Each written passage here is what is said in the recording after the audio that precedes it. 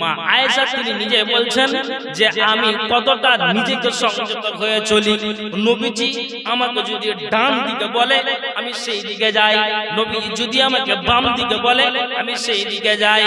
যেমন আপনাকে আমি বলি আল্লাহ রাসূল সাল্লাল্লাহু আলাইহি ওয়াসাল্লাম তিনি নিজেই বলছেন, মা আয়েশা বলছেন আল্লাহ পাকের রাসূল যেদিন আমার পালার দিন আমার বিছানাতে আসতেন, আমি আয়েশা সুন্দর করে বিছানাকে ঝেড়ে দিতাম, আমি আয়েশা সুন্দর করে বিছানাটাকে আমি পেড়ে দিতাম, আর আমি পেড়ে দিয়ে আমার স্বামী নবী মুহাম্মদ রাসূলুল্লাহ